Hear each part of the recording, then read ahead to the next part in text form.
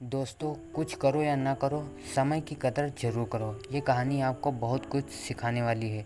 एक गांव में 3 लड़के रहते थे, राम, श्याम और राजू। तीनों के पिता काफ़ी अमीर थे। तीनों का बचपन बहुत अच्छे तरह से गुजरा था। उनके माता-पिता कभी भी उनकी कोई भी मांग को अनदेखा नहीं करते थे। राम के पिता सरपंच थे, श्याम के पिता एक कारोबारी थे और राजू के पिता एक किसान जमींदार थे। छोटी उम्र से ही उन सबको लाड प्यार ने ऐसा बना दिया था कि ना तो उनका कोई मेहनत का पता था और ना ही उनको समय की परवाह थी। अक्सर वह सारा दिन बस घूमते रहते थे, नशे और अन्य भोग विलास में डूबे रहते थे, जिससे उनके गांव वाले भी दुखी थे। सरपंच और बड़े लोगों के बच्चे होने के कारण उनकी कोई शिकायत कर पाने की हिम्मत नहीं कर पाता था, जिससे उनका मनोबल और बढ़ गया था। एक दिन उनके गांव में बहुत तेज बारिश हुई, जिससे सब लोगों का नुकसान हुआ, जिससे इन तीनों के पिता भी थे। लेकिन इतना कुछ होने के बाद भी उनके बेटों का वही हाल था। वो बस घूमते रहते, नशा करते, भोग विलास करते रहते थे। माँ बाप कभी चिंतित रहा करते थे। ये तीनों भले ही कितने गंदे थे, लेकिन इन तीनों के अंदर एक खास बात थी जिसकी पहचान किसी को नहीं थी और उनको खुद को भी पता नहीं था। राम एक बहुत अच्छा नेता प्रतिपक्ष था, क्योंकि अपने पिता के पास रहते हुए उसको इसका काफ़ी ज्ञान हो गया था, क्योंकि उसके पिता सरपंच थे। श्याम भी इस तरह से बिजनेस की समझ रखता था, क्योंकि उसके पिता एक कारोबारी थे। और राजू खेती का काम जानता था, क्योंकि उसके पिता जमींदार थे। पर अपनी गलत कामों की वजह से उन सब ने अपने इन टैलेंट पर ध्यान ही नहीं दिया, जो कि उनकी सबसे बड़ी कमजोरी थी। इस तरह से इनकी बदमाशियों को देखकर इनके पिता उन्हें सीख देने को सोची। तीनों पिताओं ने आपस में बात की और उसका एक हल निकाला। तीनों पिताओं ने अपना अपना काम अपने अपने बेटे को सौंप दिया, जिससे उनको समय की कदर का पता लग सके। तीनों के पिता ने एक वसीयत बनाई, जिसमें ये लिखा था कि 1 वर्ष के अंदर इन तीनों को 10 लाख रुपए कमा कर देने होंगे, जो बिना किसी गलत काम करके कमाए गए हों। और तीनों को अलग अलग स्थान पर रहना था। इन तीनों को 5-5 लाख रुपए भी दिए गए, ताकि उनको अपना काम स्टार्ट करने में दिक्कत ना हो।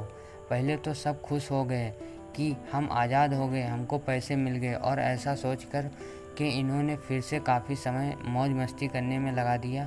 इस तरह से 6 महीने बीत गए और इनका काफ़ी सारा नुकसान भी हुआ।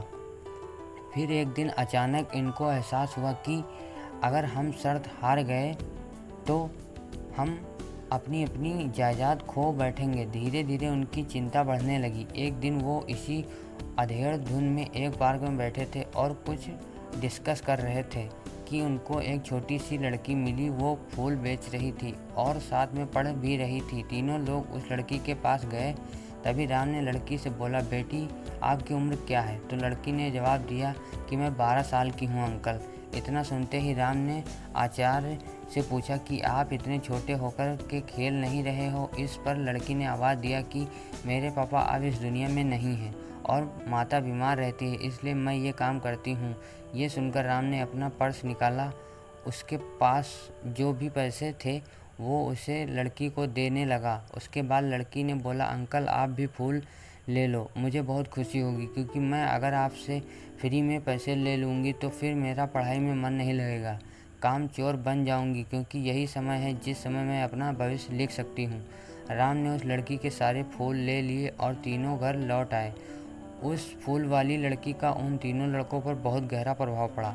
रात भर उन तीनों ने उस बच्ची के बारे में सोचते रहे और उन्हें एहसास हुआ कि वो तीनों गलत थे। तीनों ही दोस्तों को एहसास हुआ कि आज भी उनके पास 6 महीने का समय है उनके पिता के दिए गए काम को पूरा करने का और भविष्य बनाने का। इसी दौरान सबने सोचा कि अगर बचे हुए समय का सही उपयोग करें तो सभी भी बहुत कुछ किया जा सकता है। इस तरह बाकी दोस्तों ने भी सोचा और दूसरे समय में आकर काम तलाशने लगे। पर उनके एक शर्त ये भी थी कि उनको जो भी काम करना है वो अपनी पहचान बताए बिना करेंगे, जिससे ये साफ था कि उनको काम नहीं मिला। और जब काम नहीं मिला तो उन्होंने सोच लिया तो अब वो अगर कुछ भी करेंगे तो अपने गांव में जाकर ही काम करेंगे। भले ही उनके पिता कुछ भी सोचें, लेकिन फिर भी अपने गांव में जाएंगे और अपने गांव में कुछ नए काम करेंगे, भले ही उनका अपने पिता के वसीयत ना मिले। तीनों लड़के अपने गांव में फिर से आए और अपने अपने पिताओं से जाकर के मिले और उन्होंने अपने अनुभव के बारे में बताया और बोला कि वो आगे से ऐसी गलती नहीं करेंगे और वो उन्हें माफ़ कर दें।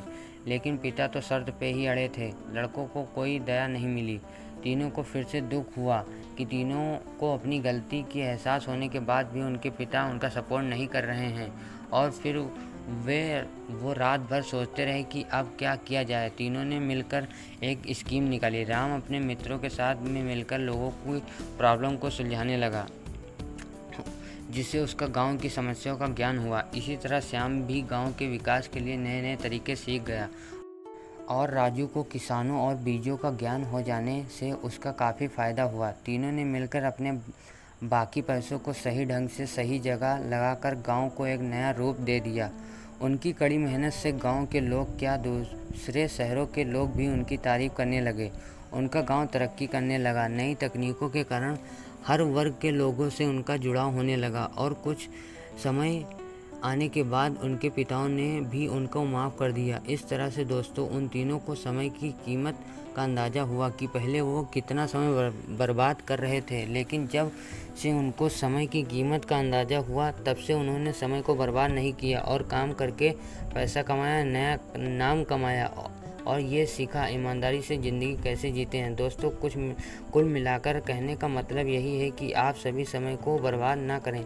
अगर ये समय आपके हाथ से निकल गया तो कुछ भी नहीं कर सकते। और हाँ, समय के पास इतना समय नहीं है कि वो आपको दोबारा समय दे। समय बर्बाद करने का हज़ारों तरीका है, लेकिन आप ऐसा कोई तरीका चुनिए जो आपकी ज़िंदगी बदल दे, इस समाज की ज़िंदगी बदल दे, इस देश का भविष्य बदल दे। Thanks for watching my video. दोस्तों, वीडियो लाइक करके चैनल को सब्सक्राइब जरूर कर लीजिए। धन्यवाद।